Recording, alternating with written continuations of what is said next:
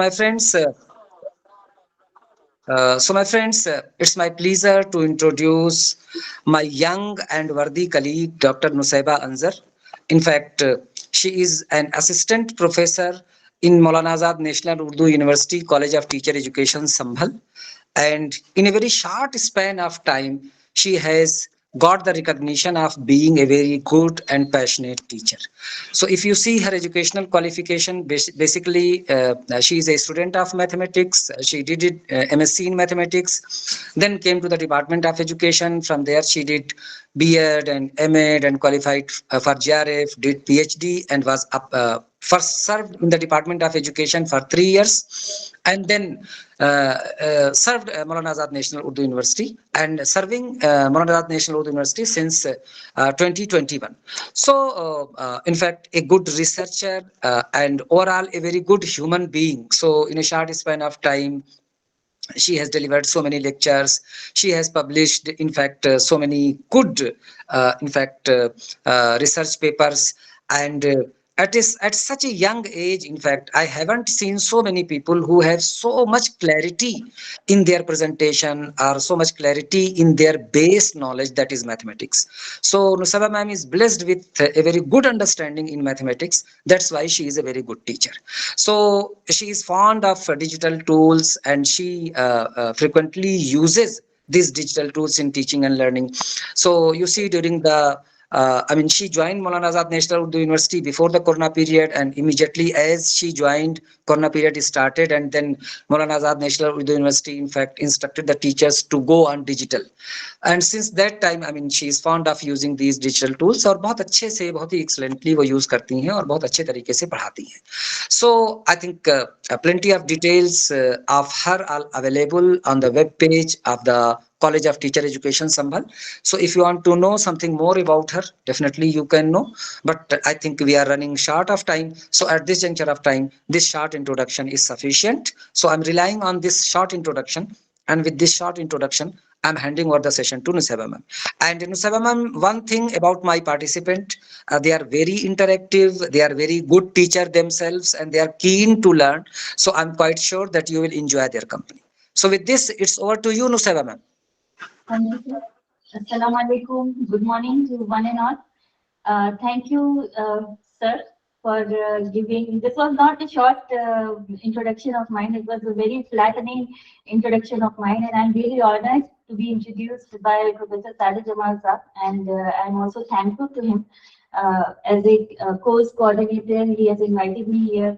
I'm also very much thankful to UGC HRBC and Dr. Faiza Basi ma'am for inviting me here to address you people and to have an interactive session with you people on today's topic, which is digital tools in teaching and learning, which is quite relevant. I would say it is very, very relevant in the present scenario, post-pandemic. Rather, I would say in the post-pandemic time, because the life which we had before pandemic was very different from the life which we have now.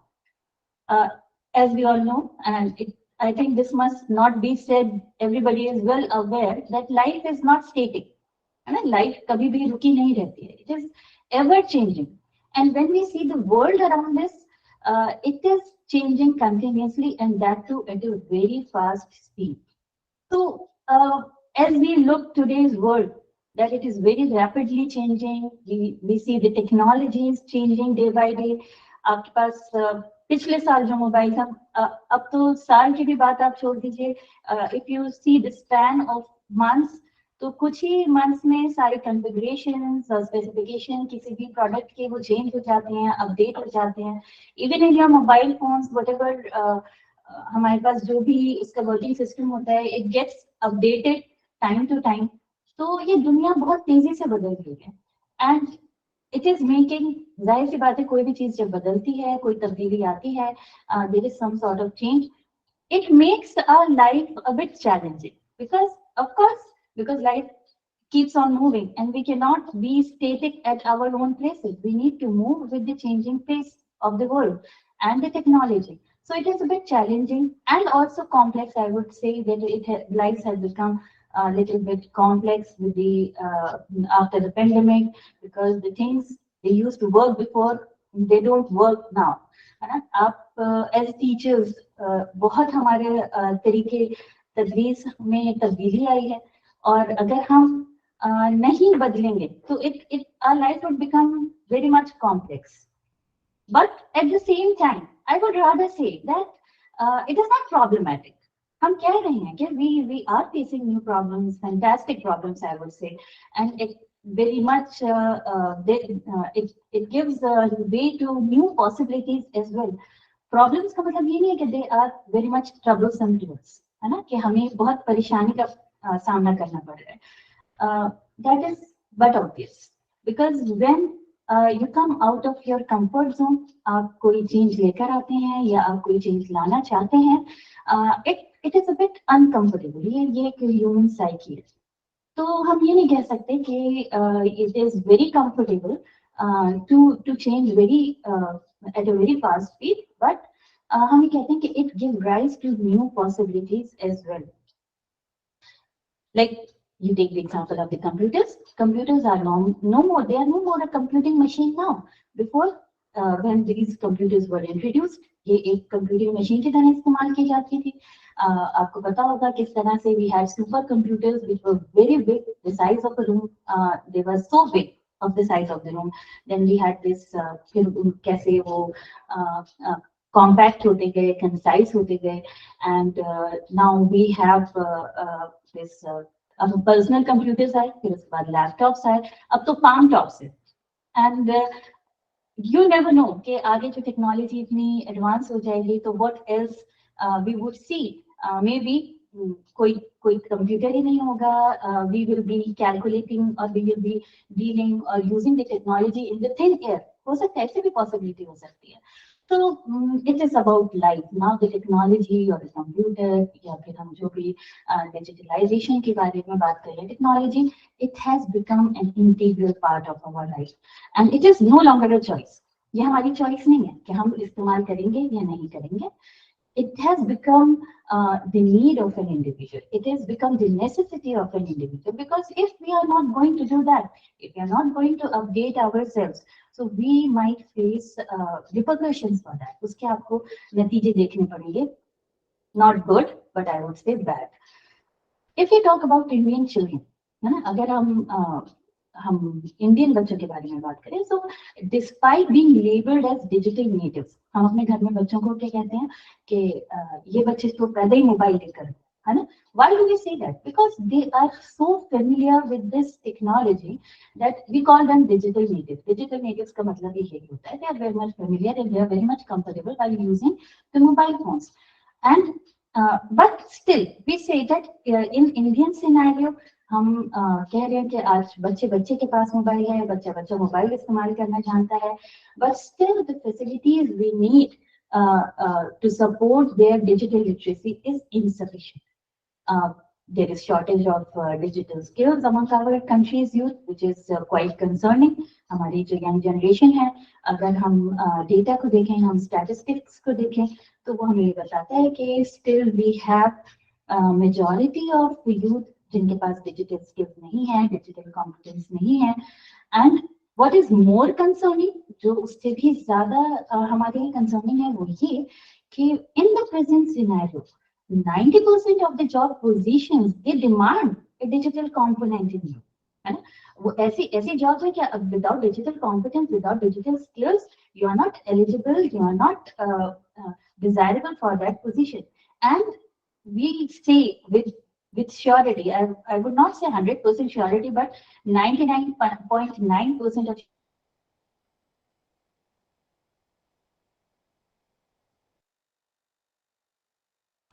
Job market में जो position है जिसमें आपको digitally skilled होने की जरूरत है, ये ट्रेंड जो है ये रिग्रेस नहीं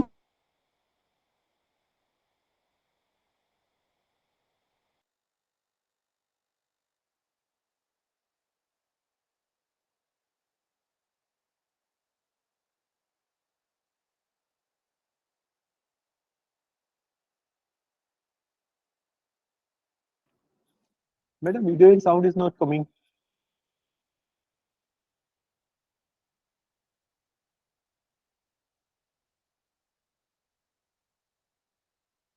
And video and sound is not coming.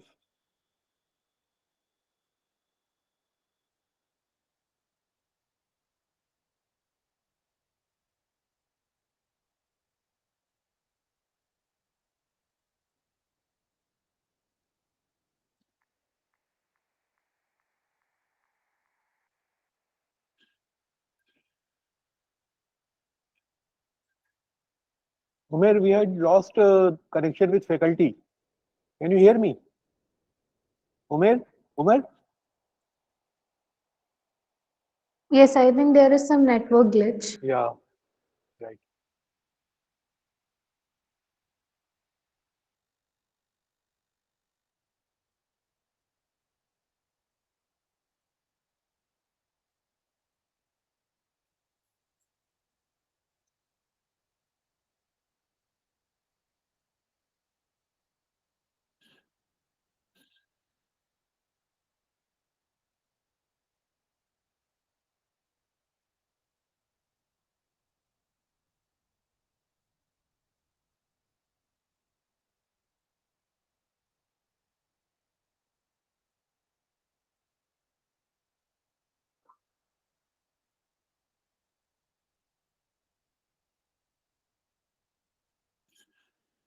Hello Umer Umer हाँ उमेर ये मैडम से ना कांटेक्ट कनेक्टिविटी चली गई है Ma'am is back now, sir. Ma'am is back now. आ गए मैडम अब आ गए ओके ओके ठीक है रिस्टोर में से रिस्टोर हो गया इत्तेफाक से जस्ट अभी स्पीड पे आ गए ओके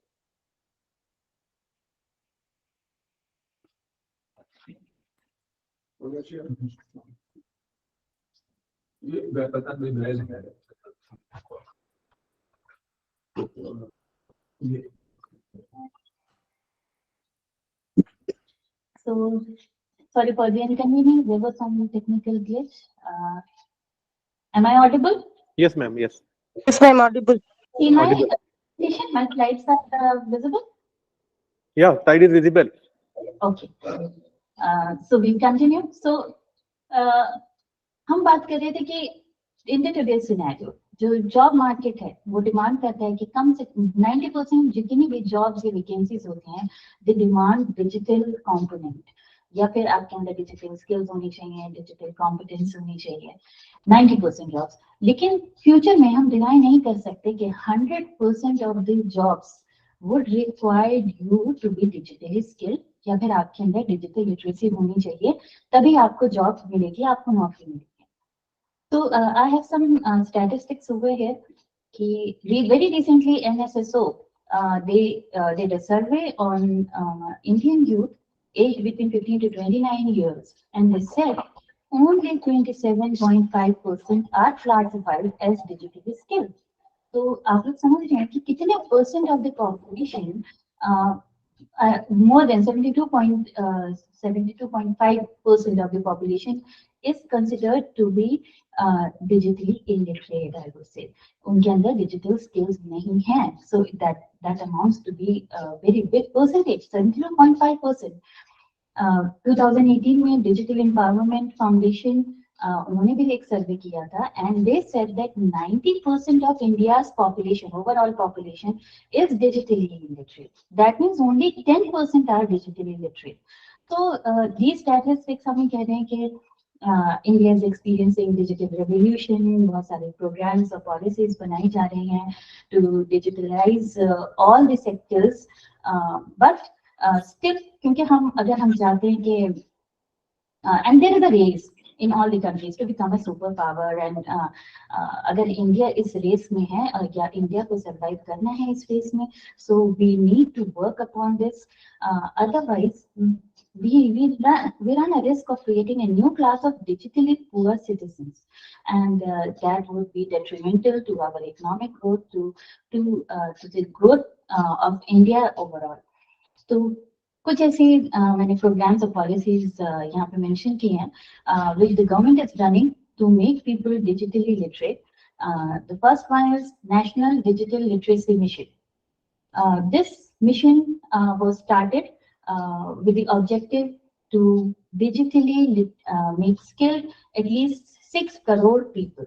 और इसमें जो आंगनबाड़ी के वर्कर्स हैं या फिर ऑथराइज्ड जो राशनिंग के जो पीपल हैं, दे वर्कर्स हैं, they were train for IT with the purpose कि वो फर्दर आगे ट्रेनिंग देंगे उन लोगों को those who are not digitally skilled or digitally literate. Then we have this digital Saksharta Abhiyan and also Pradhan Mantri Gramin Digital Saksharta Abhiyan. So as the name suggests कि Gramin Digital Saksharta Abhiyan है, so it is particularly for the people who are residing in the rural areas. और इसका objective ये है कि कम से कम house hold में एक मेंबर को तो डिजिटली लिटरेट बनाना या फिर डिजिटल लिटरेसी देना, ताकि वो फर्दर आगे अपने जो घर वाले हैं या आसपास के लोगों उनको ट्रेन कर सके। एज यू सी कि जब हमारे घर में या हमारे बड़े जब भी कोई प्रॉब्लम से दो चार होते हैं while using the technology, they always seek the help of the people जो जिनको आता है ना घर में, चाहे वो छोटा है चाहे बड़ा है। We don't hesitate but we always go to the people who know it. तो इससे by going by the psychology, तो गवर्नमेंट ने ये सोचा कि ऐसी पॉलिसी बनाई जाए जिसमें अगर एक इंसान को भी हम डिजिटली लिटरेट बना देंगे तो he might help others also to motivate to get digitally literate. Based on digitalizations, हमने जनरेशंस को 3 कैटेगरी में मेनली डिवाइड किया, not me but the generations are divided in that way, जिसमें सबसे पहले है जनरेशन एक्स। शायद आप लोगों ने सुना हो about generation X, Y and Z. So first is generation X, people born between 1966 and 1976। इन 10 सालों के बीच में जो लोग पैदा हुए हैं, आप बता सकते हैं कि आज के टाइम में उनकी क्या एज होगी? People born in 1966, 58 years, around 58 years। तो ऐसे लोग जो 58 to 48 years के बीच में आते हैं, हम उनको कहते हैं डिजिटल इमिग्रेंट्स भी कहा जाता है। ये टेक्निकल टर्म है। और एक और टर्म से उनको नवाजा गया है, that is they are digitally lost people. And why do we say that they are digitally lost? Because they are not grown up, like हमने अभी कहा था कि डिजिटल नेटिव्स के बारे में हम बात कर रहे थे कि जो प्रेजेंट जनरेशन है, they are so much familiar, they are so comfortable with by using the technology। तो हम ये कह देंगे जो जनरेशन एक्स है, they are not grown up with the ubiquitous computing, that means computers everywhere, है ना, and the internet। उन्होंने टेक्नोलॉजी को देखा, उन्होंने इंटरनेट को तब देखा when they are grown up adults, है ना। तो आप खुद ही अंदाजा लगाइए कि जो लोग 58 to 48 years के बीच में रहे होंगे जब पेंडेमिक आया होगा, we have seen and we have experienced कि जो सीनियर प्रोफेसर्स थे, सीनियर टीचर्स थे, they were too much reluctant and hesitant to use the technology। और जाहिर सी बात है because they were not very much familiar, उन्होंने कभी देखा नहीं था, उन्होंने कभी इस्तेमाल नहीं की थी। तो इसीलिए हम कहते हैं कि ये डिजिटल इमिग्रेंट्स हैं। They are the new people in this technology world, in this digital world, and it is very and they have to adapt to the new language and practices of the digital technology। Next we have generation Y, जिनको हम millennials भी कहते हैं। The people born between 1977 and 1994, हम कहते हैं कि ये उस तरह के लोग हैं who are multitaskers, they are performing several digital activities at once।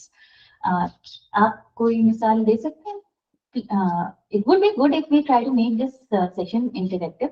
अगर आपकी कोई बात है, so we can have an interaction, and if you need to ask anything, it would be better। क्या कोई बता सकते हैं कि मल्टीटास्किंग क्या होती है, मल्टीटास्किंग किस तरह से करते हैं? Because many of you would be in this category of generation, है ना? मल्टीटास्किंग मैडम मीन्स आप डिफरेंट वर्क कर सकें एट ए टाइम। जी जी बिल्कुल। हम ये कह रहे हैं कि हम डिफरेंट काम कर सकें एट ए टाइम, है ना। और हम ये कह रहे हैं कि जनरेशन वाई जो है वो स्किल्ड है मल्टीटास्किंग में, लेकिन एक टाइम में ज्यादा काम करना, कई काम कर लेना, है ना। तो ये मल्टीटास्किंग होती है। लेकिन डिजिटल मल्टीटास्किंग वो होती है, फॉर एग्जांपल कि आप कोई वीडियो देख रहे हैं, है ना, और फिर आप उसके पर कमेंट भी करते हैं, है ना। So you are looking to it, you are seeing it, है ना, you are hearing it, and then you respond also। आप उस पर टेक्स्ट भी कर रहे हैं, तो ये मल्टीटास्किंग हो गई। है ना। मल्टीटास्किंग ये भी होती है कि अब तो आप देखिए कि हमारे पास मल्टीपल स्क्रीन्स का ऑप्शन है ना। तो आप YouTube पे वीडियो भी देखते रहते हैं, and you get a message from WhatsApp, तो उसी में आप विंडो को मिनिमाइज करके उस पे बिना वीडियो को रोके हुए आप क्या करते हैं, व्हाट्सएप के मैसेज का रिप्लाई कर देते हैं। So this is multiple tasking, so you are performing several digital activities at once. तो हम में से बहुत सारे लोग जो हैं वो जनरेशन वाई में, मेरे ख्याल से ज्यादातर लोग जनरेशन वाई की कैटेगरी में लाई कर रहे हैं। So we know what this digital world is. We are familiar with it. Then the latest generation, which is Generation Z, the people born between 1995 and 2012, very recent. हम कहते हैं कि they are perceived to be experts in ICT domain. ये ICT domain में experts माने जाते हैं, और इनकी जो लर्निंग होती है it is mostly autonomous and self-directed. Autonomous ये होती है कि they are not taught by anyone.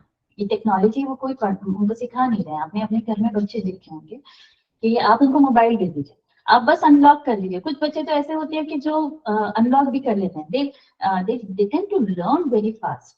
तो वो आपका सीख लेंगे कि आपका क्या पैटर्न है, वो खोल लेंगे, वो आपने अगर उनको यूट्यूब चलाना है तो वो उस एप्लीकेशन तक पहुंच जाएंगे, और जो वीडियो देखनी है वो उस तक भी पहुंच जाएंगे। And who is teaching them this? Nobody is teaching them. It is self-directed and it is autonomous. They are learning it by themselves. And what to learn, that is also not told by anyone. They are deciding it on their own. लेकिन अब हमने इन generations की बात इसलिए हम ये कर रहे हैं कि हमें ये समझने की जरूरत है कि the challenge lies when there is a gap in the communication between a teacher and the student. और वो गैप इसलिए है because we are from a different category of digitalization, different generation of digitalization. या तो हम X से हैं या Y से हैं, और जो हमारे learners जो हैं वो they are belonging to generation Z. So it is very important for us, भले हम millennials हैं या फिर हम digital immigrants हैं, तो बहुत जरूरी है कि हम अपनी skills को update करें to communicate properly and appropriately, and to communicate our message and our thoughts and teachings to our learners. जब हम ये अपने आप को अपडेट करेंगे, अपने आप को स्किल करेंगे, otherwise there will be a communication gap. There are few terms जो हम बार बार डिजिटल लिटरेसी के बारे में बात कर रहे हैं, और digital world and ICT. There are few terms which are very commonly used in ICT and digitalization. So let's have a very quick look कि ये हमसे क्या कहना चाहते हैं. Like first is computer literacy. Computer literacy was termed in 1980s. ये term जाहिर सी बात है, as the name suggests, कि जब कंप्यूटर्स आए होंगे तो तब ये टर्म कॉइन की गई कंप्यूटर लिटरेसी, और इसको कंप्यूटर लिटरेसी इसलिए कहा जाता है. अब प्रेजेंट सिनेरियो में तो हम ये कहते हैं कि ICT लिटरेसी है या फिर IT लिटरेसी है या टेक्नोलॉजी लिटरेसी है, इन सबको सिनोनिमसली इस्तेमाल करते हैं. बट उस टाइम में कंप्यूटर लिटरेसी के क्या मायने होते थे? It dealt with the levels of experience and familiarity with the computer, especially with the applications. आप में से जो लोग जनरेशन Y या X के हैं, तो आप लोगों को अंदाजा होगा कि एक टाइम था जब कंप्यूटर्स आए थे तो कंप्यूटर सेंटर्स का बहुत क्रेज था, और कंप्यूटर कोर्सेज वो वेरी पॉपुलर. और ये कंप्यूटर सेंटर्स आपको डिप्लोमा सर्टिफिकेट कौन से कोर्सेज में दे रहे थे? MS Word, basics, then came C and C++, फिर फर्दर लैंग्वेजेस आती गई, Java and so on and so fourth. But just to know how to operate the computer. और फिर बहुत सारे कोर्सेज ऐसे थे जो आपको जिनके लेवल्स थे, जैसे O, A, ++. तो वो सारे जो कोर्सेज थे वो आपको बताते थे कि आप कौन से लेवल में, अगर आपने बेसिक किया तो what is expected out of you, है ना, आपने क्या सीखा होगा. And you are familiar with the computer, and that courses, वो जो एक बेसिक का कोर्स था, 6 महीने के भी कोर्सेज होते थे, कुछ महीने के भी, 3-4 महीने के भी ऐसे कोर्सेज होते थे, और उसके जो सर्टिफिकेट्स होते थे they were relevant to seek a job. वो जॉब में आपको डिजायरेबल और प्रेफरेबल बनाते थे, बट नॉट एनी मोर.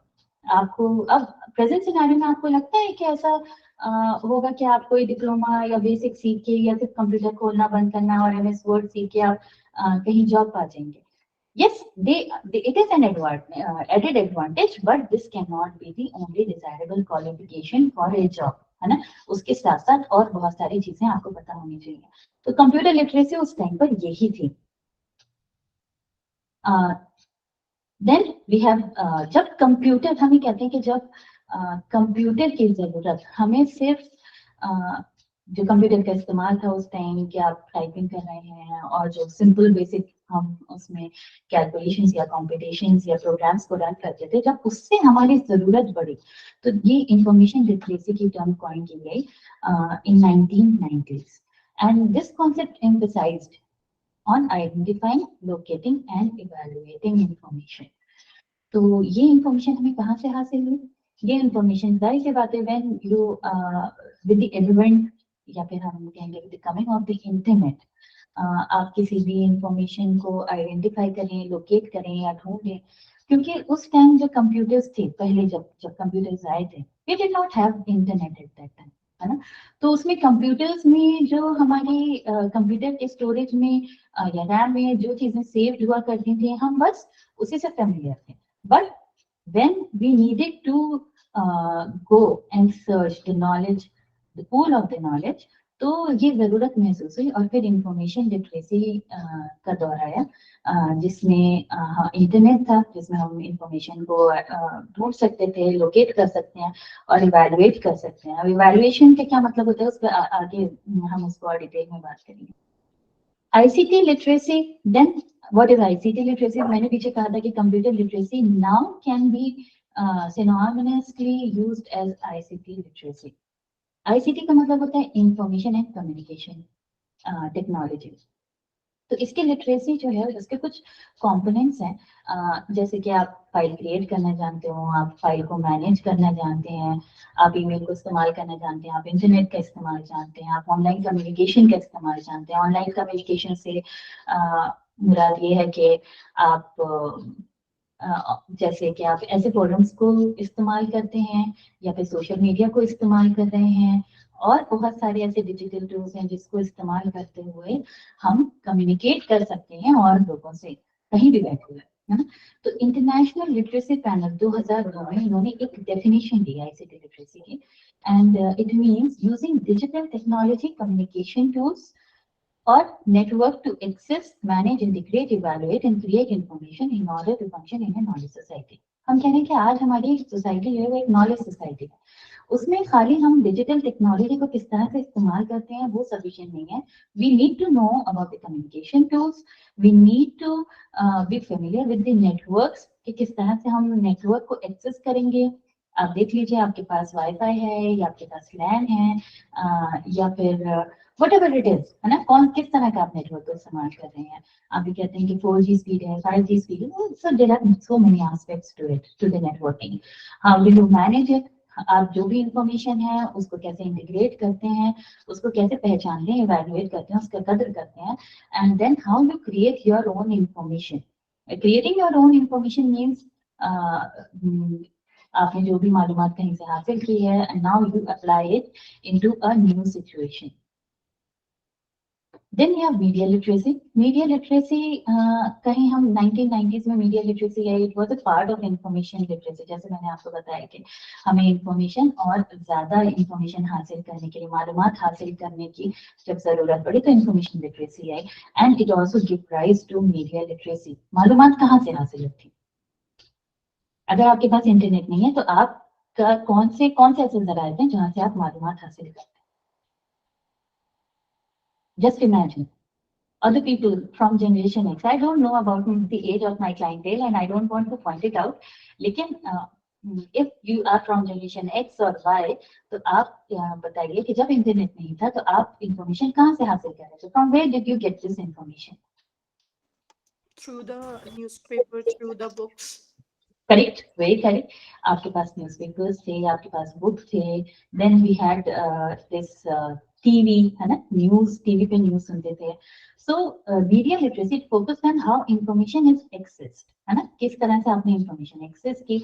आपके पास मैगजीन्स होंगे, आपके पास जर्नल्स होंगे, then how do you evaluate it, आप उसको किस तरह से डिफाइन करते हैं, कंस्ट्रक्ट करते हैं और इंटरप्रेट करते हैं।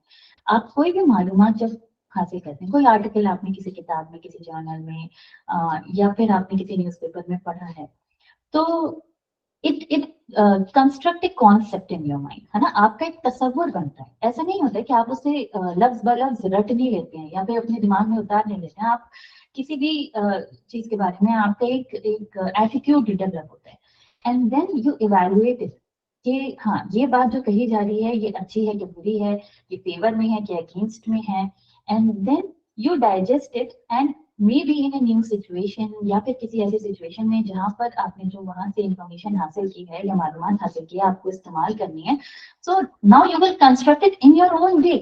उसमें उसमें आपका सब्जेक्टिव व्यू भी ऐड हो जाता है, तो इसलिए हम कहते हैं कि then you will be constructing it. दो आपने मालूमात वहां से हासिल की है, हो सकता है उसका सोर्स वो हो, बट जब एक नई सिचुएशन में उसको कंस्ट्रक्ट किया जाएगा या एक नई एनवायरनमेंट में उसको कंस्ट्रक्ट किया जाएगा, तो उसमें आपका भी आपकी एक सोच का, आपके एटीट्यूड का, आपकी पर्सनालिटी का एलिमेंट ऐड होगा, and then how do you interpret it.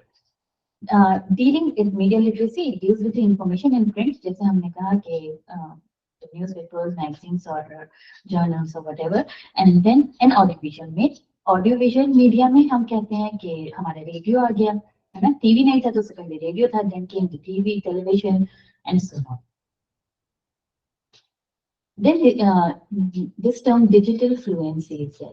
Digital fluency, जैसे हम कहते हैं कि fluency से हम लोग अक्सर ये समझते हैं कि if somebody is fluent in English, speaking English, so we think कि बहुत तेजी से कोई चीज कर लेना। तो डिजिटल फ्लुएंसी का मतलब ये हो सकता है कि बहुत स्मूथली या with the flow, if somebody is able to use a digital technology, that is digital fluency, but there are many other aspects to it as well. ये National Research Council Committee on Information Technology Literacy 1999 इन्होंने digital fluency की term दी और इन्होंने ये कहा कि it is an individual's ability to reorganize knowledge, express oneself creatively and appropriately, as well as to produce and generate information। जो मैंने अभी आपको बताया था कि सिर्फ ये आपकी एबिलिटी नहीं, आपकी सिर्फ ये नॉलेज नहीं कि आपको किस तरह से कंप्यूटर स्विच ऑफ कर देना है या किस तरह से कोई एप्लीकेशन का इस्तेमाल कर लेना है या फिर टाइपिंग कर लेनी है, सिर्फ इस चीज की मालूमात आपको डिजिटली फ्लुएंट नहीं बनाएंगे। If you are digitally fluent, that means you know how to reorganize your knowledge. जैसे मैंने कहा कि नई सिचुएशन में नॉलेज को अप्लाई करना है। Also, you know how to express yourself creatively. किसी की बात को कॉपी पेस्ट नहीं करना है ना। अगर हम नॉलेजेबल हैं, हमारे अंदर फ्लुएंसी है, तो हम किसी के आइडियाज को कॉपी पेस्ट नहीं करेंगे। हम कोई भी बात सुनते हैं, समझते हैं, उसमें अपने आइडियाज को ऐड करते हैं और may be how we express it creatively in our own way, in our own style and appropriately। ये भी बहुत जरूरी है कि हम उसको appropriately produce करें and we generate some new information। आगे देखिए कि जो साइंटिस्ट होते हैं, है ना, तो ऐसा तो नहीं है क्लासरूम में कहीं ना कहीं किसी न किसी इंस्टीट्यूशन से वो लोग पास आउट होते हैं, तो ऐसा तो नहीं होता कि अगर कोई आइंस्टाइन के सारे क्लासमेट्स जो हैं वो सबके सब कुछ साइंटिस्ट बन गए होंगे या फिर सबने कुछ ना कुछ पाथ ब्रेकिंग इन्वेंशंस कर दिए होंगे। ऐसा नहीं होता है। There are only few who has this ability to express them creatively। उनको कहीं ना कहीं से इंफॉर्मेशन मिली होगी, किसी चीज की मालूमात हासिल की, उन्होंने नॉलेज हासिल की, but how they use that knowledge creatively and created and generated a new information makes them different and outstanding। तो डिजिटल स्किल, उसके लिए डिजिटल फ्लुएंसी के लिए आपको डिजिटल स्किल्स होने जरूरी हैं, and it is also considered as digital skills की इतनी अहमियत बढ़ गई है, it becomes such an integral part of our life that knowledge promotion reform said कि जो हमारी 5 बेसिक स्किल्स हैं उसमें एक डिजिटल लिटरेसी भी है and digital skill. Digital skill means if you are digitally skilled, that means you are able to use digital tools, media, resources efficiently and responsibly to solve practical tasks। आपकी जो रोजमर्रा की life है उसमें आप digital tools का इस्तेमाल कर पा रहे हैं, and find and process information. जो भी इंफॉर्मेशन आपको चाहिए तो आप उसको ढूंढ सकते हैं, आप उसको प्रोसेस कर सकते हैं, and how do you design digital products and communicate content. देखिए, designing digital products doesn't mean कि हम आपसे ये एक्सपेक्ट करते हैं कि आप डिजिटली स्किल्ड होंगे तो आप कोई नया गैजेट इजाद करेंगे. That means if you are digitally skilled, giving or creating a digital product means जो कंटेंट क्रिएशन की बात कर रहे हैं हम यहाँ पर. तो content creation nowadays you see that everybody is creating their own content. सब लोगों ने YouTube पे ब्लॉग्स बना रखे हैं. I am talking about blogs, video blogs, logging जिसे हम कहते हैं. And they are communicating their content. But it is very important. इसमें और aspects भी हम कह रहे हैं that the resources which you are using it efficiently and responsibly. आप किस तरह का content generate कर रहे हैं और क्या वो meaningful है कि नहीं, then only you are said to be digitally skilled. Most important, जो कि हर जगह बात करते हैं हम, digital literacy everywhere. What is this digital literacy? It is very important to understand कि हम digitally literate हैं कि नहीं. क्योंकि अभी पहले हमने पिछले स्लाइड्स में बात की थी कि सब लोग मोबाइल चलाना जानते हैं. आप देखिए हर किसी के हाथ में मोबाइल है, सब लोग व्हाट्सएप पर हैं. अब तो बहुत सारे लोग वीडियोस भी बना रहे हैं. फिर भी हम ये क्यों कह रहे हैं कि 90% of the population is digitally illiterate. बहुत बड़ी पॉपुलेशन है ना. तो आखिर डिजिटल लिटरेसी का मतलब क्या है? This term was given by Gilster in 1997 and they said that it is a set of skills to access the internet. आप इंटरनेट एक्सेस कर सकते हैं, आप इंफॉर्मेशन को फाइंड कर सकते हैं, आप उसको मैनेज कर सकते हैं. मैनेज का मतलब ये होता है कि आपने कुछ आर्टिकल्स ढूंढे हैं and how do you save it in your computer और इन योर मेमोरी और in Google drive and you edit the digital information. Joining communications, आप इस तरह से कम्युनिकेट करते हैं या फिर आप कम्युनिकेशंस का हिस्सा बनते हैं. And otherwise engage with an online information and communication network. This is an ability. ये एक ऐसी एबिलिटी है which tells you how to use digital resources, tools and services to apply it for your lifelong learning. है ना. ये ऐसा नहीं है कि आपने एक दिन इसको सीखा और समझा और फिर आपका काम खत्म हो गया. It is an integral part of your lifelong learning. Lifelong इसलिए हम कह रहे हैं कि मैंने पहले भी आपको जैसे मिसाल दी, एग्जाम्पल दिया था कि हर 6 महीने में, हर कुछ महीने में सिस्टम अपग्रेड हो जाता है, चीजें बदल जाती हैं, बहुत सारी एप्लीकेशंस पुरानी हो जाती हैं एंड देयर आर हम ये कहते हैं कि डिफरेंट उसके स्पेसिफिकेशंस हो जाते हैं, कॉन्फ़िगरेशंस चेंज हो जाती हैं, उसमें मॉडिफिकेशंस आ जाता है. तो हमारी तो लाइफ लॉन्ग लर्निंग का हिस्सा होना चाहिए to be digitally literate. Otherwise we will be, क्या हो जाएगा, हम आउटडेट हो जाएंगे, है ना. And we will be of no use at that time. अब ये देखिए कि आप अगर नेटवर्किंग का ही देखें तो नेटवर्किंग में पहले 2G था, फिर 3G and 4G and 5G, now it is recently 5G. अगर आप ये जिद करें कि हम 2G में ही काम करेंगे, we will not upgrade in 5G. So it will be very difficult for you to survive in this technologically fast, very fast, I would say, very fast world, है ना. आप 2G के साथ जो काम आप 5 मिनट में कर सकते हैं, तो अगर आप 2G नेटवर्किंग स्पीड का इस्तेमाल करेंगे तो मेरे ख्याल से आपको 1 घंटा लग जाएगा 5 मिनट के काम. तो how are you going to survive? So it is very important to make it our lifelong learning, है ना. डिजिटल लिटरेसी का एक फ्रेमवर्क है. There are some important aspects जो कि इग्नोर नहीं किए जा सकते हैं in digital literacy. The first one I will discuss is technical. इसका टेक्निकल एस्पेक्ट जो है, तो टेक्निकल एस्पेक्ट हमने कहा it is very similar to the computer literacy, कि आप किसी भी सिस्टम को ऑन ऑफ करना जानते हैं, आप उसकी एप्लीकेशंस को किस तरह से इस्तेमाल करना है वो करना जानते हैं, and you can effectively solve your problems. आप अपना काम उससे कर सकते हैं. तो इसका मतलब you have achieved one level of digital literacy, है ना. Then the next is the civic aspect of it. तो civic aspect बहुत ज्यादा मुझे लगता है कि इम्पोर्टेंट है डिजिटल लिटरेसी में. जैसे कि हम ये कहते हैं कि हमारे कुछ फंडामेंटल राइट्स होते हैं, हमारी रिस्पॉन्सिबिलिटीज हैं, वैसे ही while using this digital technology we are accountable for few things, है ना. हम रिस्पॉन्सिबल हैं कुछ चीजों के लिए, हमें जिम्मेदार, जैसे हम ये कहते हैं ना कि सिविक सेंस होता है, सिटीजनशिप होती है, it is very familiar to that, कि हम इसका एक जो डिजिटल वर्ल्ड है उसका एक हिस्सा है. तो हमें किस तरह एप्रोप्रिएटली बिहेव करना है ना, एक रेपुटेशन को मेंटेन करना है, किसी की प्राइवेसी को ब्रीच नहीं करना है. इसीलिए आप ये देखते हैं कि इतने cyber crimes, people are not familiar with this the civic aspect of digital literacy, and they do whatever they want. उनको लगता है कि हमें बस एक्सेस करना आ गया है, तो वो आप देखिए कि हैकर्स जो होते हैं तो वो किसी की भी आईडी हैक कर लेते हैं, किसी की प्राइवेट कॉन्वर्सेशंस को हैक कर लेते हैं, तो they lack this civic sense of digital literacy. Then you say that it must be, जो भी digital literacy है, it must be collaborative in nature, है ना. Collaborative होने का मतलब ये है कि you must know to work in groups. Digital literacy cannot exist in isolation. वो एक आइसोलेशन में एग्जिस्ट नहीं कर सकती. आप अकेले हिस्सा नहीं है इसके, और बहुत सारे लोग हैं which are part of it. आप देखिए, या तो वो सिंक्रोनसली काम करते हैं या एसिंक्रोनसली. सिंक्रोनसली मतलब एक टाइम में काम कर रहे हैं या फिर अलग अलग टाइम में. अब देखिए हमारा ये जो प्रोग्राम है, we are working synchronously using this technology. मैं यहाँ लेक्चर दे रही हूँ and you people are listening to it, you are responding it, है ना. एसिंक्रोनसली का मतलब ये होता है कि अगर मैं अपना वीडियो लेक्चर मतलब लेक्चर जो है वो एक वीडियो के फॉर्म में डिस्प्ले कर देती हूँ. मैंने किसी टाइम उसको रिकॉर्ड किया and then I displayed it, तो उस टाइम में लाइव मौजूद नहीं हूँ. लेकिन ये एक आइसोलेशन में नहीं हो सकता. If I am delivering a lecture, I need my audience to listen to it.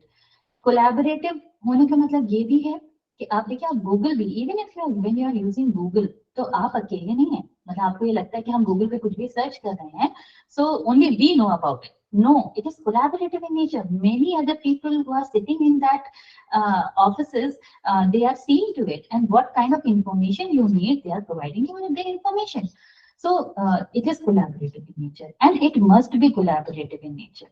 क्योंकि when you are using digital tools, जैसे हमने communication tool की भी बात की, और हमारा एक ये इसमें point भी है that it must be communicative in nature.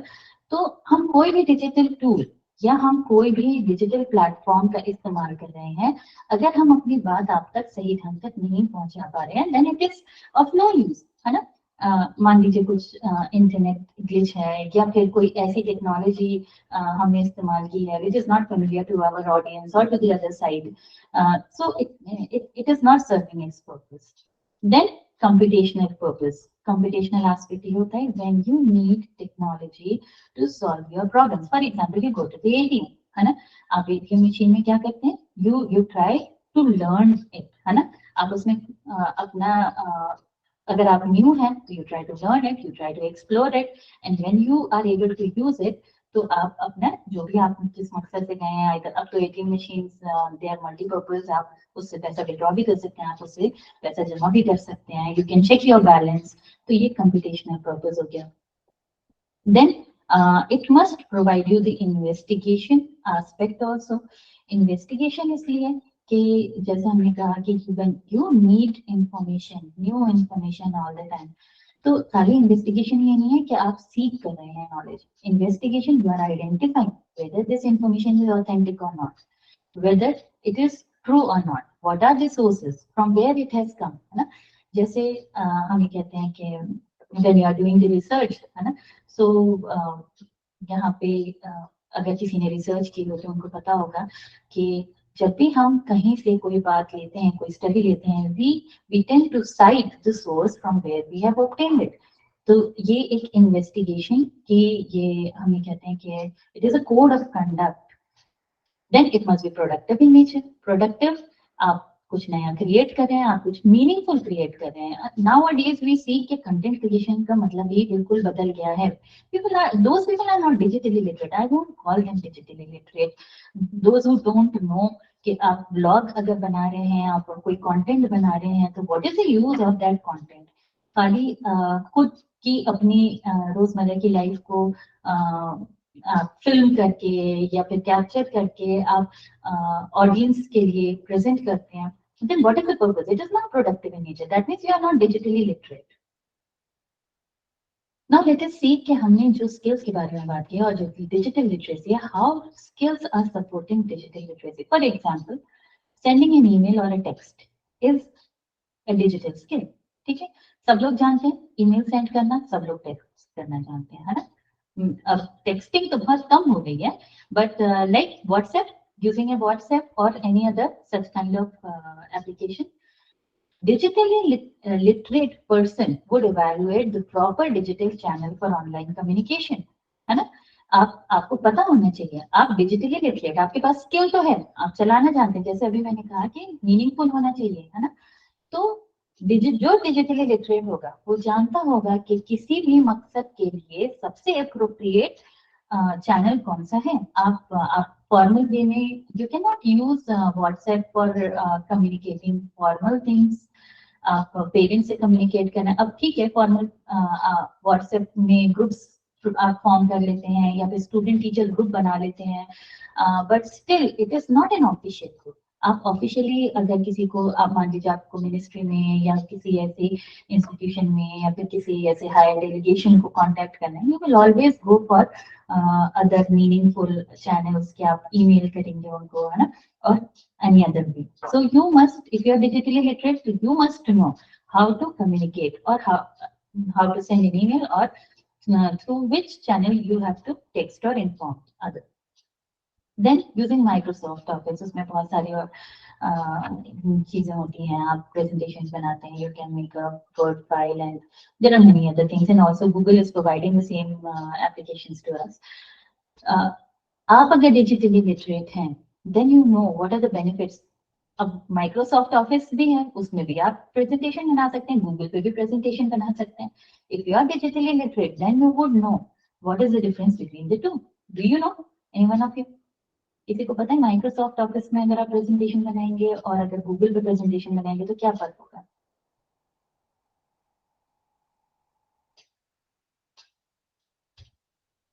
I will tell you later when we will discuss digital tools. So there is a difference. There is a difference, and if you don't know that, that means you are lagging somewhere in digital literacy. And also, आप देखिए हर चीज का जो objective होता है वो ही बताता है कि हमें फर्दर कौन सी टेक्निक का इस्तेमाल करना है, कौन से टूल का इस्तेमाल करना है. व्हाट इज योर ऑब्जेक्टिव, आप किस सिचुएशन में किस क्लाइंटेल के साथ डील कर रहे हैं, तो what will be the tool and what will be the most effective tool for that work.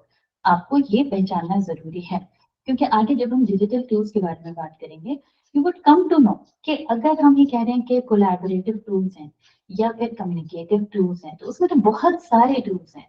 What will be the most appropriate for your students? You need to identify that.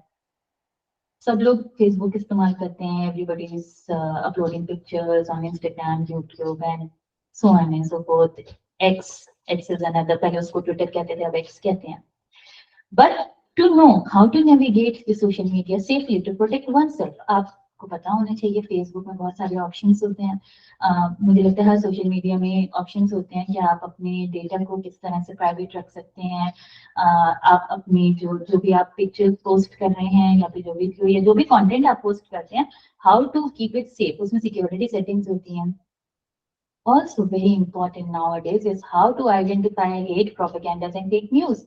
आपने सुना होगा कि लोग बहुत नेगेटिवली व्हाट्सएप यूनिवर्सिटी का नाम लेते हैं कि व्हाट्सएप यूनिवर्सिटी में ये बात प्रोपेगेट की गई. It is because of our digital illiteracy, क्योंकि हम लोग डिजिटली लिटरेट हैं ही नहीं. कोई भी इंफॉर्मेशन हमारे पास आती है, हमें लगता है कि ये इंफॉर्मेशन करेक्ट है, इट इज ऑथेंटिक, है ना, और हम उस पर यकीन कर लेते हैं बिना इसकी तहकीक किए. This happened with me when जब पेंडेमिक आया and I was taking the class online. तो मैंने कुछ कंटेंट दिया, एक डायग्राम एक्सप्लेन कर रही थी, तो एक बच्चे ने कहा कि नहीं मैम ये गलत है. मैंने कहा कैसे गलत है? उसने कहा कि नहीं मैम हाँ ये गलत है, हम जानते हैं. मैंने कहा कैसे, व्हाट इज दिस सोर्स? तो उसने कहा मैंने इंटरनेट पे देखा. Internet is not an authentic source.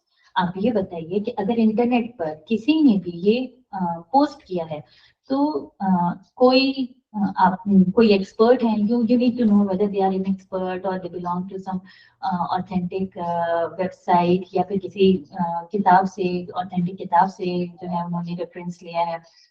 अब इम्पोर्टेंट ये है कि how you are going to deal with them, क्योंकि मैंने जैसे कहा कि जनरेशन Z है, we are very different from them, है ना, we don't belong to them. उनकी एक language of communication is different. आपने देखा होगा when you were as a student, you never communicated the way they communicate, है ना. ज्यादातर किस तरह से communicate करते हैं वो लोग, emojis के थ्रू, है ना, pictures के through. They use very less words to express themselves. तो मैंने सोचा कि इनकी प्रॉब्लम इन्हीं के तरीके से सॉल्व करनी चाहिए. I went through Though I use books, mostly books for delivering my lectures, वहीं से मैं पढ़ती हूँ. I prepare my lectures from there. But क्योंकि उनका problem दूसरा था, the nature of the problem, so I went to an authentic educational website. वहाँ पर और मैंने ऐसी वेबसाइट को चूज किया जहाँ पर सारी जो रेफरेंसेस थे, उन्होंने जो भी कंटेंट जहाँ से लिया था या फिर जिसका उन्होंने रेफरेंस दिया था, it was from some book और सम आर्टिकल और from it was supported from some research.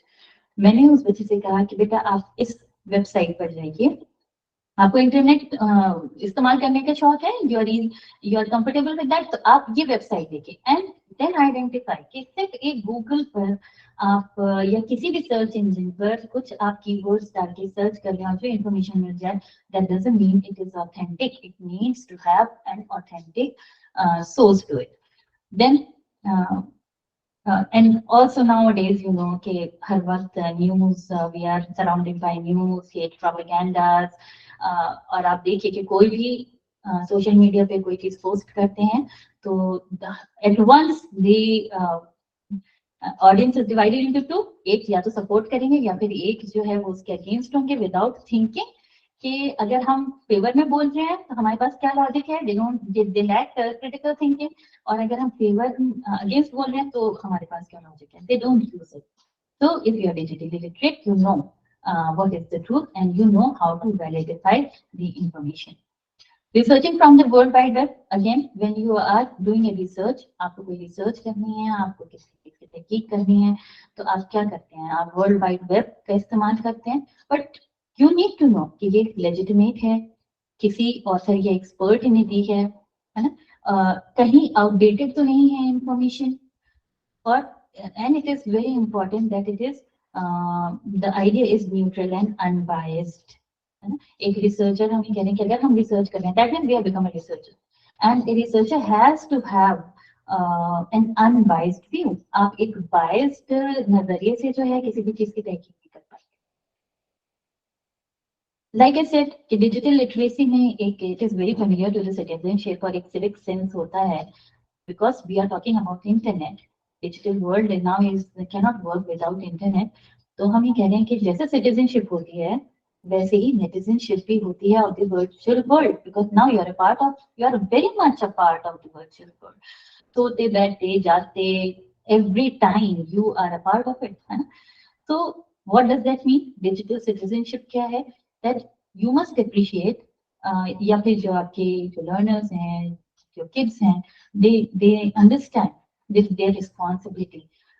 जो भी content वो present कर रहे हैं online, जैसे आपने कहा कि सोशल मीडिया का इस्तेमाल करना है, किस तरह से इस्तेमाल करना है. आप लोगों की आईडीज हैक हो जाती हैं and then you complain about cyber crimes.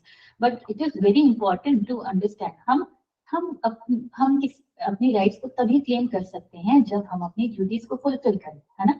आपने अपनी आईडी को अपने प्रोफाइल को प्रोटेक्ट नहीं किया एंड देन यू क्लेम कि आपकी जो है डेटा ब्रीच हुआ है, तो you can not claim that. तो first you fulfil your responsibility. So it is very important कि आप अपने एक्शंस को, जो भी कंटेंट आप इस्तेमाल कर रहे हैं, किस तरह से इंटरनेट, सेल फोन या जो दूसरे डिजिटल मीडिया आप इस्तेमाल कर रहे हैं, उसको किस तरह रिस्पॉन्सिबली और सेफली आपको इस्तेमाल करना है. You develop practices which are safe, legal and ethical in behaviour. ये बहुत बहुत इंपॉर्टेंट है, जो कि आजकल हम लोग उसकी केयर भी नहीं करते हैं. Nobody cares about it. Digital citizenship programmes जो हैं, दे इन्वॉल्व एजुकेशनल टूल्स. जो किड्स या पेरेंट्स, इनका जो करिकुलम होना चाहिए किड्स का, पेरेंट्स को भी समझ होनी चाहिए डिजिटल सिटीजनशिप की. And even the teachers are very much part of it, क्योंकि teachers are the ones who has to foster digital literacy among their learners. तो बहुत जरूरी है कि टीचर्स ही इस बात को समझें कि how they can shape the learning environment in the schools with the help of it. And for that, a teacher need to be very much skilled in digital competence. So you as a teacher, we as a teacher, how to deal with our generation Z with the help of digital competence. उसके लिए हमें ऐसे set of skills और attitude और knowledge की जरूरत है which support today's technologically rich world. Learning world जो है हमारी, जो जिसमें जरूरत है कि हम डिजिटल टूल्स का इस्तेमाल करें, and we must know how to design and transform our classroom practices. Classroom practices पहले हमारी, इफ यू कंपेयर योरसेल्फ, आपका पोस्ट पेंडेमिक और प्री पेंडेमिक किस तरह की क्लासरूम प्रैक्टिसेस थी, people were not using technology, very rarely they used to use the technology, PowerPoints का इस्तेमाल इतना नहीं होता था, लेकिन पेंडेमिक में तो ये हमारे लिए मस्ट था कि हम we did not have any other way out, और हमें टेक्नोलॉजी का इस्तेमाल करना ही पड़ा, and it is very important as well that we develop a positive attitude towards digitalization and technology. और सिर्फ यही नहीं है कि हम डिजिटल टूल्स का इस्तेमाल करें अपनी क्लासरूम प्रैक्टिसेस को चेंज करने के लिए, इफेक्टिवली पढ़ाने के लिए, but also for our professional development as well. Like all the time हम ये कह रहे हैं कि नए नए डिजिटल टूल्स आ रहे हैं, एंड एजुकेशनल प्रोसेस जो है वो इट विल बी हिंडर्ड अगर हमने अपने आप को डिजिटली अपडेट नहीं किया, देन हमारा एजुकेशनल प्रोसेस जो है वो जो हम लर्निंग आउटकम्स और जो हम डिजायरेबल बिहेवियर अपने स्टूडेंट्स में देखना चाहते हैं, we won't be able to get those. So what are digital tools, आप लोगों को पता होगा, ये कोई it is not a rocket science, कोई भी ऐसे इलेक्ट्रॉनिक टूल या सिस्टम या कोई डिवाइस या कोई भी ऐसी रिसोर्स जो इंफॉर्मेशन जनरेट कर सके, स्टोर कर सके और डेटा को प्रोसेस कर सके। तो वो आपका कंप्यूटर भी हो सकता है, and then we have tablets, we have so many software tools, applications भी हैं अब तो बहुत सारी, और कोई भी ऐसी इस तरह की टेक्नोलॉजी हो सकती है। Even social media is used as a digital tool, online games हैं, then multimedia and mobile apps, you all know about that. लेकिन डिजिटल टूल्स हमें पता है, लेकिन डिजिटल टीचिंग टूल्स क्या होंगे, है ना? हम ये कह रहे हैं टू, जैसे मैंने कहा कि to we need to improve our teaching strategies, teaching practices. हम ये समझें कि किस तरह की एप्लीकेशंस, किस तरह की इंफॉर्मेशन हमें इस्तेमाल करनी है, किन टूल्स के साथ हमारे तुलबा, हमारे लर्नर्स जो है वो कंफर्टेबल होंगे, what are the resources available, and what the technology, as we say, that technology provide both student and educator with lot of advantages, है ना? हम चाइल्ड सेंटर्ड की बात करते हैं कि हम चाइल्ड सेंटर्ड अप्रोच होनी चाहिए क्लासरूम्स में, तो बहुत जरूरी है कि हम ये समझें कि हमारे स्टूडेंट्स जो है उनकी जरूरियात क्या हैं, and they are digital natives, तो उनकी जरूरत ये है कि हम अपनी ट्रेडिशनल प्रैक्टिसेस में थोड़ी सी तब्दीली लेकर आए, हम अपने आप को डिजिटली अपडेट करें, and we use some kind of digital tools to facilitate our teaching. मैं ये कह रही हूँ facilitate our teaching, not to be completely dependent on digital tools for our teaching. So there is a difference to it. जो सबसे पहले digital teaching tools जो हैं या सॉफ्टवेयर जो हैं वो 1980s में इजाद हुए थे, but in India we tend to use it quite letter.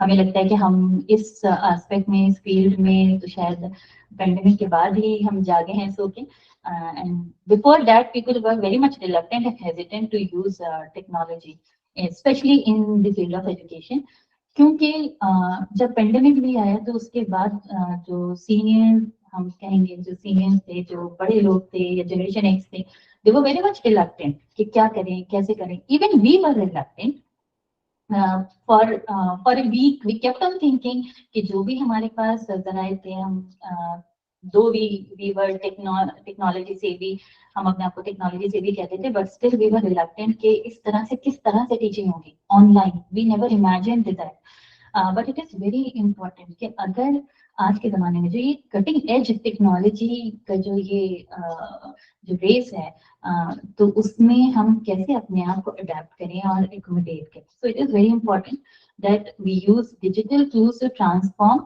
Our students. मैंने कहा कि हमारे स्टूडेंट्स की डिफरेंट जरूरियात हैं, चाइल्ड सेंटर्ड मेथड है, अप्रोच हम इस्तेमाल करते हैं, तो they have different psychology, they have different needs, and we as educators are accountable to develop them to their full potentials, and that can be easily done with the help of digital tools, and digital tools are of great help to tailor our instructions। मतलब जो भी हमारी classroom teaching होती है, क्योंकि अब हम उसको टीचिंग नहीं कहते हैं, we say we are just giving instructions, तो हम ये कहते हैं कि each learner have a great opportunity while you are using digital tool, है ना?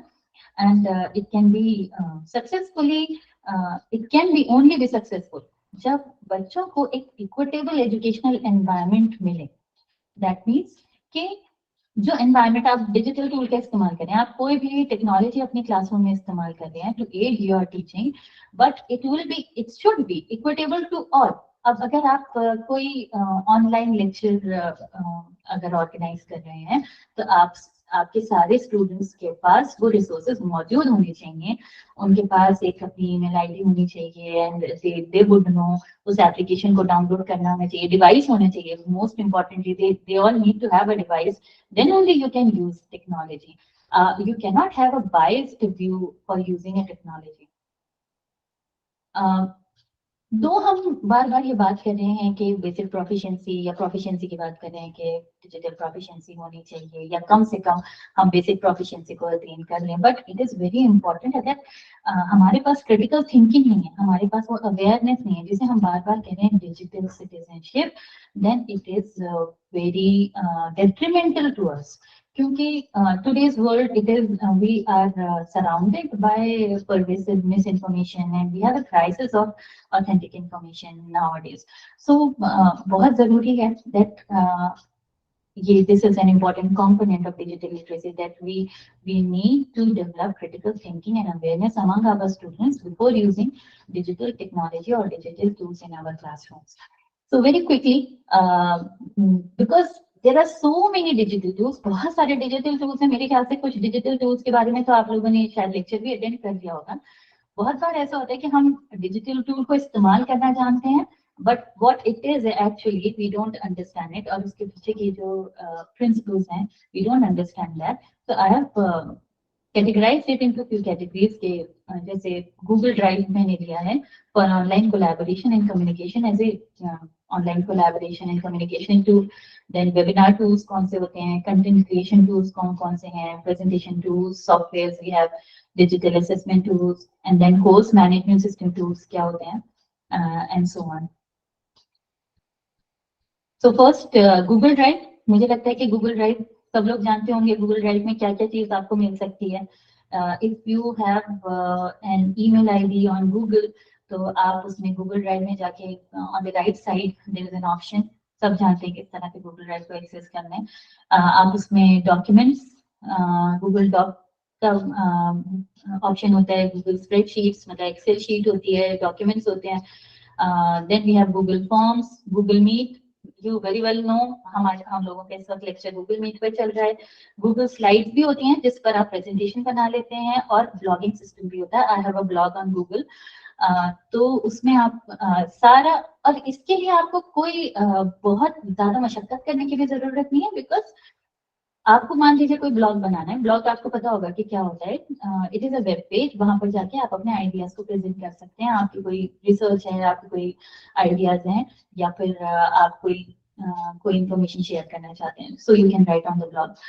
तो ब्लॉगिंग में जब आप ब्लॉग बनाएंगे तो गूगल खुद ब खुद आपको सारी इन्फॉर्मेशन दे देगा, what to do, how to make this web page, और क्या क्या इन्फॉर्मेशन आपको देनी है, and then you can start using it. So it is not a rocket science. लेकिन पीछे मैंने कहा था कि माइक्रोसॉफ्ट इस्तेमाल करने में और गूगल स्लाइड्स या डॉक्यूमेंट या स्प्रेडशीट है ना, हमारे पास तो MS एक्सेल भी है, तो why do we need this. इसका फायदा एक ये होता है कि when you cannot carry your system. मान लीजिए आपके पास लैपटॉप नहीं है, आपके पास मोबाइल भी नहीं है, आपके पास एक पर्सनल कंप्यूटर है. सो इन योर पर्सनल कंप्यूटर आप MS ऑफिस आपने इस्तेमाल किया, उसके बाद जब आप कहीं और जाके अगर आपको उसको एक्सेस करने की जरूरत है, उसमें कुछ चेंजेस करने की जरूरत है, you can not do that because it is saved in your personal computer. अगर आप गूगल पर काम करेंगे, कोई प्रेजेंटेशन बना रहे हैं, कोई डॉक्यूमेंट या फिर एक्सेल, तो आप उसको वहां सेव करके कहीं पर भी जाएंगे, कहीं शहर से बाहर, कहीं कंट्री से, दुनिया के किसी भी कोने में चले जाएंगे, तो आप वहां से उस इंफॉर्मेशन को एक्सेस कर सकते हैं, उसको एडिट कर सकते हैं, उसको अपडेट कर सकते हैं, है ना. गूगल ड्राइव में आपके पास क्या क्या ऑप्शन है. यू हैव स्टोरेज, आप स्टोर कर सकते हैं. आप you can share the files, you have sharing link. Link हम इस तरह से लिंक प्रोवाइड कर सकते हैं किसी को जो रिस्ट्रिक्टेड होता है. बहुत बार आप लोगों ने देखा होगा ऐसे लिंक आपको शेयर किया जाता है in which you have to give a password, और उसमें एम्बेडेड फाइल्स का भी ऑप्शन आपके पास रहता है. So here are few features that you can store the files, folders, Google Documents हैं, Google Sheets हैं, Google Slides हैं. Then how you can share the file with many people. उसमें sharing का option है, uploading का भी option होता है ना. आपको कहीं पर कोई ऐसा आपके कंप्यूटर सिस्टम में, आपके लैपटॉप में कोई फाइल है, फोल्डर है, you want to upload, you can do that. Templates होते हैं and there is an option of PDF to Word. अगर कोई पीडीएफ फाइल है तो आप उसको वर्ड में कन्वर्ट कर सकते हैं, वर्ड है तो पीडीएफ में कन्वर्ट कर सकते हैं. और also there is a new, अगर आप लोगों को पता है, एक नया फीचर है that even from the image, अगर आपने किसी टेक्स्ट का कोई फोटो क्लिक किया है तो वो उसको वर्ड में कन्वर्ट कर देगा. सो इट इज वेरी इजी, है ना. अगर आप डिजिटली लिटरेट हैं देन यू वुड नो कि आप इसको रिस्पॉन्सिबली कैसे इस्तेमाल करेंगे. Otherwise people tend to use it in a wrong way, और लोग plagiarism करते हैं, लोग copy paste करते हैं, but they are not meant for that. If you are digitally literate, you know what are your responsibilities. Then webinar tools, आपको पता है GoToMeet, Cisco WebEx, Google Meet है, Zoom है, YouTube है with YouTube Live. Then Messenger chat rooms हैं. पहले तो जब जीमेल आया था तो तभी उसी का एक चैट मैसेंजर था, सबसे पहले लोगों ने इस्तेमाल करना शुरू किया था. अब तो आप फेसबुक पर हर जगह यू हैव मैसेंजर्स, अभी Telegram is also there. So webinar tools बहुत सारे हैं. आप किस तरह से आपको उसमें कोई भी मीटिंग शेड्यूल करनी है, how to I mean use it, you all know very well. Then presentation software, there are presentation software जिसमें जैसे मैंने कहा कि गूगल MS वर्ड है, MS PPT है, और आपके पास पावर पॉइंट स्लाइड्स हैं. ये नाम है पावर पॉइंट स्लाइड जो है, ये सॉफ्टवेयर का नाम है. प्रेजेंटेशन ट्यूब है, प्रेजी है, प्रेजी भी उस पर भी आप जाके स्लाइड्स बना सकते हैं. बस डिफरेंस ये होता है कि उसमें कुछ डिफरेंट ऑप्शंस होते हैं, डिफरेंट फॉन्ट्स होंगे, या फिर स्लाइड बैकग्राउंड है या कलरिंग है, और आप किस तरह से किसी इमेज को, या फिर जैसे हम एनिमेशन वगैरह बनाते हैं, अगर हम चाहते हैं कि हमारी प्रेजेंटेशन में कुछ एनिमेशन वीडियोस आए तो वो किस तरह से डिस्प्ले होंगी, उसमें थोड़ा सा फर्क होता है. So as I said that you would know कि आपका टास्क क्या है, ऑब्जेक्टिव क्या है, उसके मुताबिक आप बेस्ट सॉफ्टवेयर को चूज कर सकते हैं. And basically it is made to, जो भी आपके पास कंटेंट होता है, प्रेजेंटेशन बनाने की जरूरत तब पड़ती है if you are a teacher, you want to give a PowerPoint presentation in your class. ठीक है, तो आप क्यों देंगे when you can teach? What is the need? बताइए. आप तो ऐसे भी पढ़ा सकते हैं. तो ऐसी टेक्नोलॉजी जरूरी तो नहीं है कि हम इस टेक्नोलॉजी का इस्तेमाल करें. ऐसे सेट की कंटेंट आपके पास बहुत सारा कंटेंट है ना. आप उस पूरे कंटेंट को याद नहीं कर सकते. You want to make some main points. आप उसमें कुछ मेन पॉइंट्स निकालना चाहते हैं, कुछ मेन पॉइंट्स पे डिस्कस करना चाहते हैं, तो you can make use of the power point and you can write it on the slides. Main points आपने लिखे तो you want miss a point like that. दूसरा ये कि आप उसके अंदर ग्राफिक्स, इमेजेस, एनिमेशंस डाल सकते हैं, लिंक्स डाल सकते हैं, किसी वेब पेज का लिंक भी डाल सकते हैं, और एक स्लाइड शो सिस्टम में आप उसे चला सकते हैं, which will be more effective because you tend to engage more senses of your learners. Then content creation tools, मुझे लगता है कि ये सिर्फ एजुकेटर्स के लिए नहीं या फिर लर्नर्स के लिए नहीं है. कंटेंट क्रिएशन आजकल even a housewife is making use of these tools. किस तरह से ब्लॉगिंग लोग कर रहे हैं. अगर even ये देखिए खाना बनाने की, and for each and everything you will find a video and content on internet. तो उसमें आप कंटेंट क्रिएशन टूल्स में आपका फोटोग्राफी है, वीडियो है, सोशल मीडिया अकाउंट्स हैं. People are making use of social media accounts to put out their content. Then digital assessment tools. We as a teacher need some tools to assess the performance or the learning outcome of our students. तो उसके क्या तरीके हैं? आपके पास Google forms हैं, है ना. आप एक क्वेश्चन है, आप लोगों ने भी मेरे ख्याल से बहुत सारे इस तरह के क्वेश्चन है, कोई प्रोग्राम किया है तो उसमें आपका असेसमेंट इसी तरह से होता है. They send you a Google form, you give your answers over there and then your performance is assessed. तो पेडलेट है, Quizlet is in the form quiz की तरह होता है. देन पोल्स हैं. पोल्स जो ऐप है, तो अगर क्लास में आपको कोई ये जानना है कि कितने बच्चे ये जानते हैं और कितने बच्चे ये नहीं जानते, कितने बच्चे इसके फेवर में, कितने इसके अगेंस्ट में, so you can use that app. लेकिन उस ऐप को इस्तेमाल करने के लिए आपके पास उस तरह की रिसोर्सेज होने चाहिए। जैसे बाहर कंट्री में तो सब बच्चों के पास अपना अपना टैबलेट होता है ना, and they are connected to that application, और आप भी उसे इस्तेमाल कर रहे हैं, तो आप उसको इस्तेमाल कर पाएंगे, क्योंकि बच्चे अपना अपना रिस्पॉन्स उसमें रजिस्टर करेंगे advance in the classroom. But अगर बच्चों के पास टैबलेट नहीं है, और maybe you are using it online, classroom में मौजूद नहीं है, अगर घर से आप कर रहे हैं, ऑनलाइन एक्सेस कर रहे हैं, तो उसमें भी इस्तेमाल किया जा सकता है कि आप एक पोल कर सकते हैं। कहूट है, कहूट भी एक तरह का गेम के जरिए बच्चों का असेसमेंट भी है, और इसमें आप उसके जरिए बहुत सारे चीजें सिखा भी सकते हैं। तो कुछ टूल्स ऐसे हैं जो मल्टीपर्पज हैं, जैसे डिजिटल असेसमेंट में मैंने यहाँ नहीं लिखा है, बट मैंने इस्तेमाल किया ड्यूरिंग पेंडेमिक। गूगल क्लासरूम का हमने बहुत इफेक्टिवली इस्तेमाल किया, and it was wonderful using Google classroom for the assessments, giving assign करना, जैसे असाइनमेंट देना, जैसे लर्निंग मैनेजमेंट सिस्टम में भी गूगल क्लासरूम आता है। वो इसलिए कि आपको कोई अनाउंसमेंट देना है, आप कोई नोट्स बच्चों के साथ शेयर करना चाहते हैं, कोई डॉक्यूमेंट है, कोई पिक्चर है, कोई लिंक है, reference, news, whatever it is, assignment frame करना उसमें बहुत इंटरेस्टिंग होता है।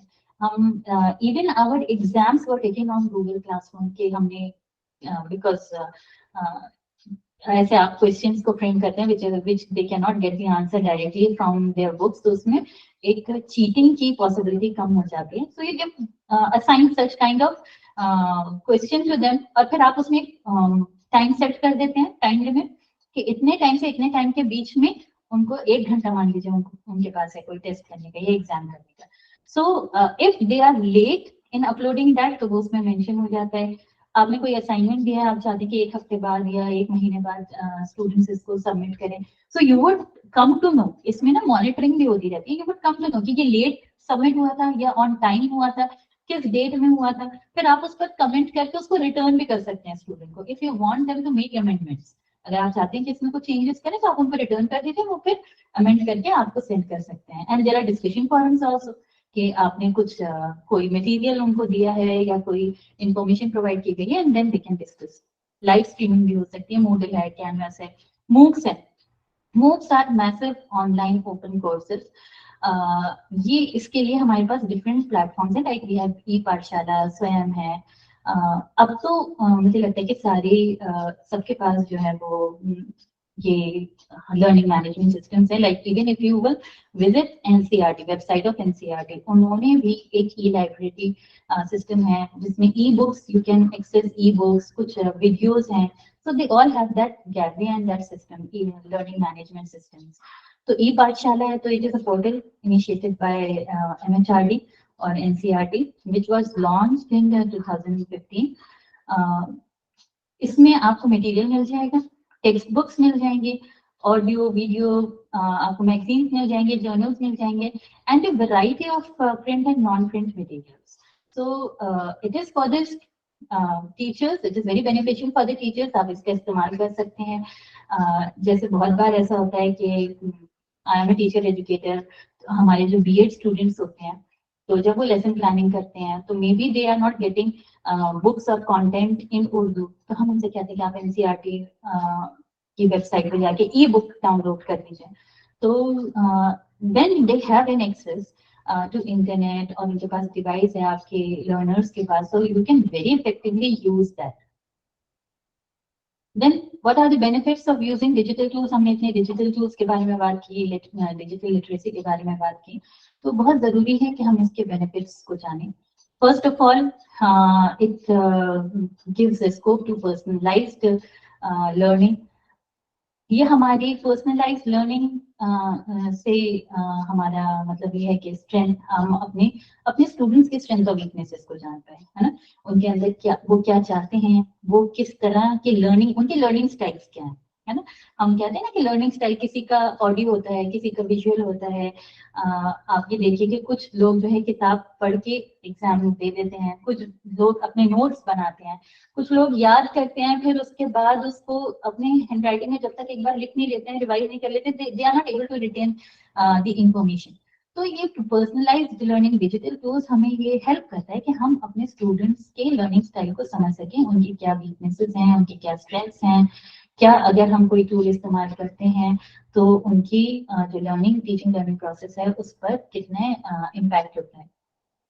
Secondly, global access to knowledge. हम किसी भी कोने में बैठकर डिजिटल टूल्स का इस्तेमाल करते हुए हम वहां से इंफॉर्मेशन गैदर कर सकते हैं। We have e libraries. अब हम यूके नहीं जा सकते, हम कंट्री के किसी और कोने में नहीं जा सकते, but we have such kind of e libraries कि जिसमें आपको दुनिया भर की कंटेंट और दुनिया भर की किताबें मिल सकती हैं, दुनिया भर के ऑथर्स मिल सकते हैं, because not every book is available in the market. सारी किताबें, सारे कंटेंट आपको वहां से हासिल नहीं हो सकता अपने लोकल एरिया से। So digital tool it strengthens us in this aspect.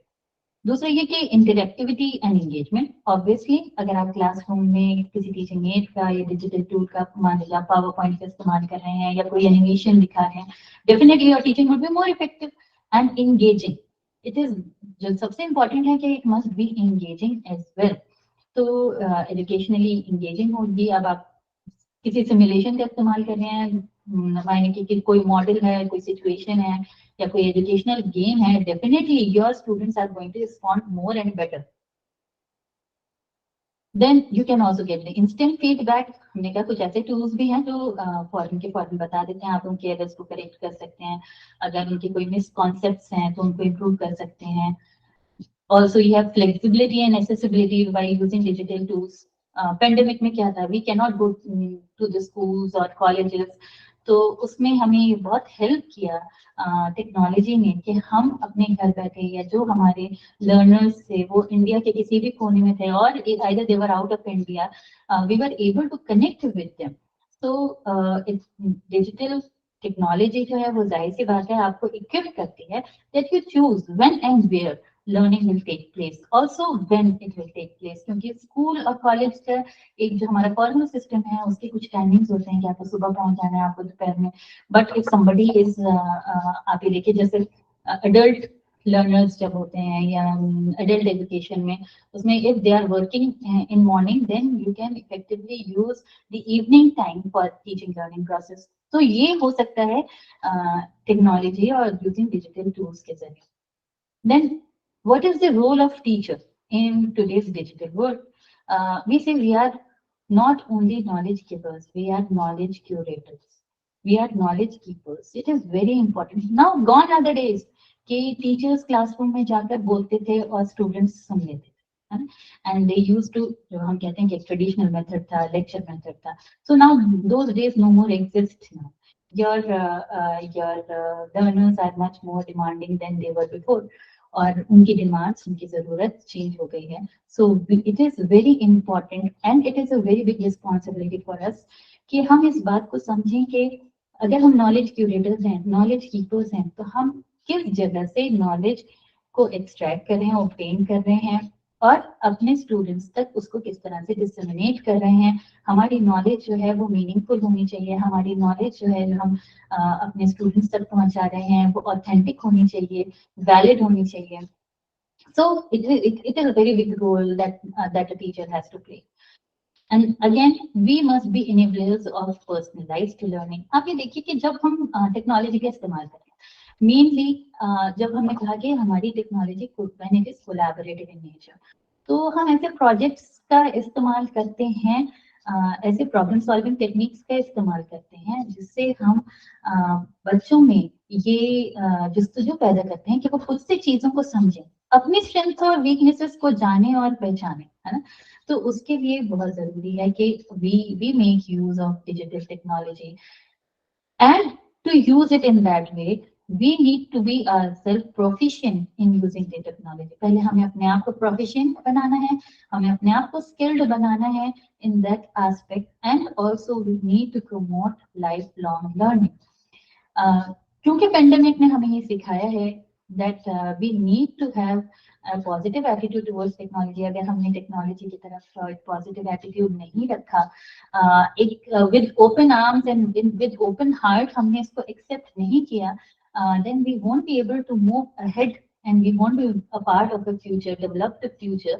हम कहीं पसमानदा रह जाएंगे अगर हम दुनिया की बदलती ज़रूरियात के साथ नहीं चलें। तो इसलिए ज़रूरी है कि टेक्नोलॉजी के साथ साथ हम ये सीखें कि ये it has become a lifelong learning for us, and we are no more knowledge givers, we are collaborators and we are community builders.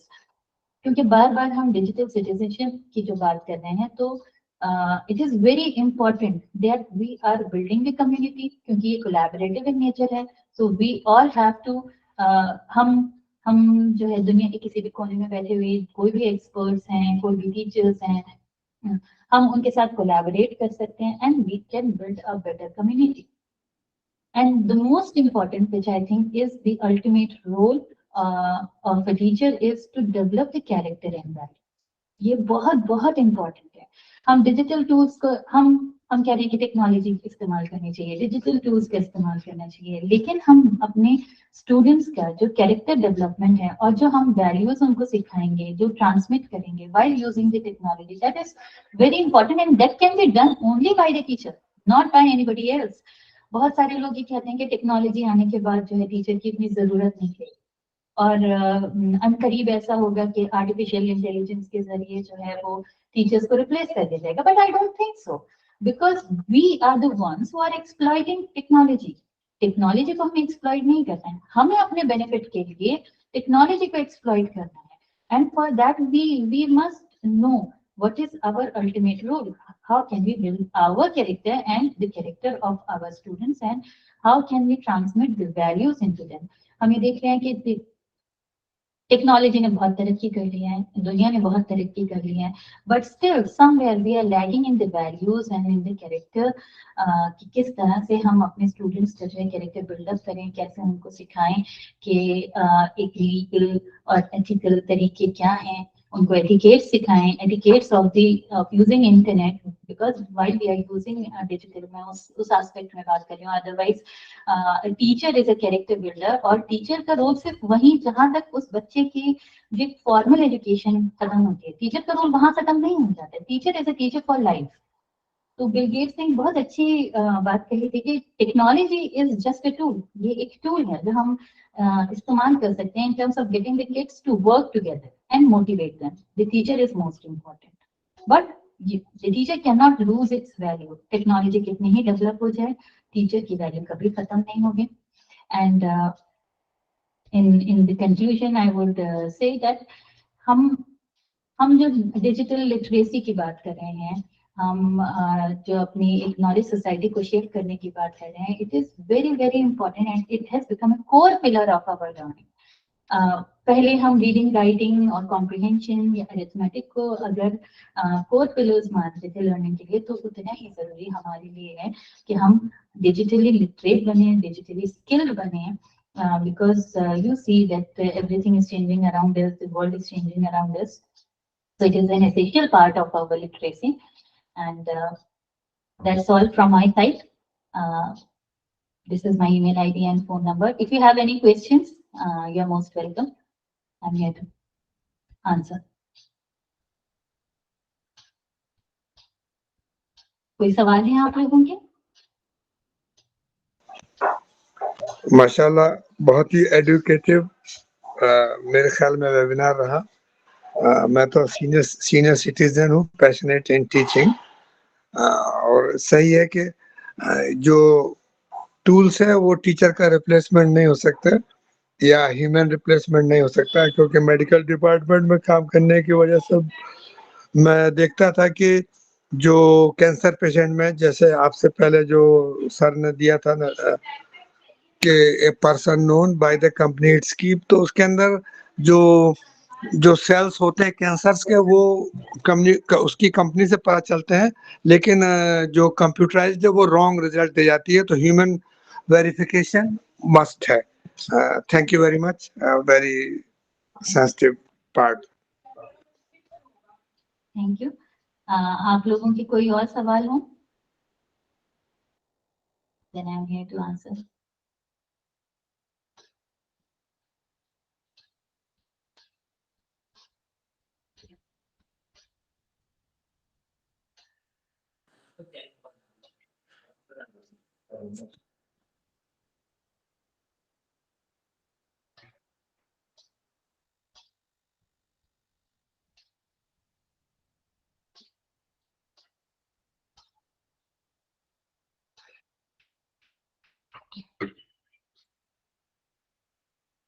So, ma'am, you have explained very wonderfully how we can inculcate these tools in the teaching learning process. It was very nice to listen from you. I don't have any question, but I would just give it as a feedback. It was very nice interaction. Moreover, I would like to confirm one thing if I'm right. You are from Sambal. My college, because I'm from Ananda National Urdu University and it has colleges all over India. So right now I'm posted in a College of Teacher Education in Sambal.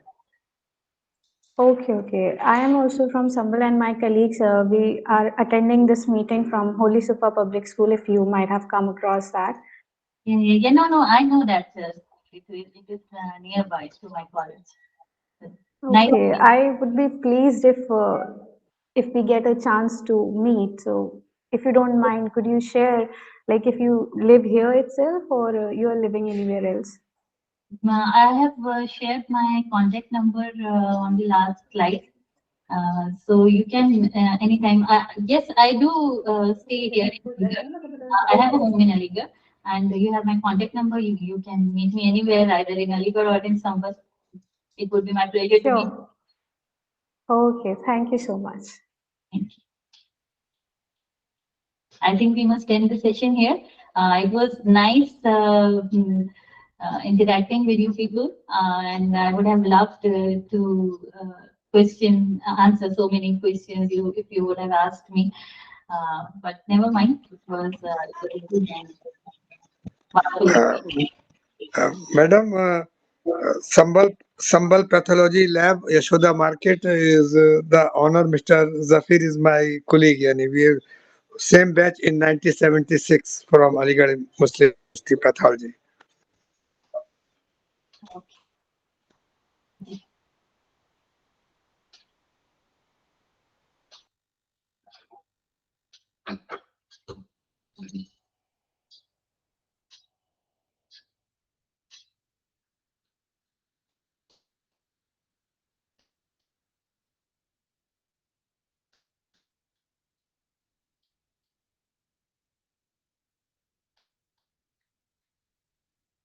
I think I must contact the organizers to end the session.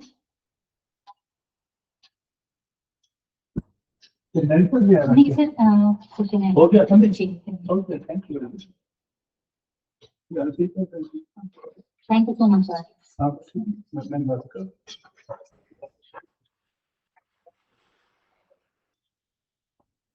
Thank you very much, dear participants.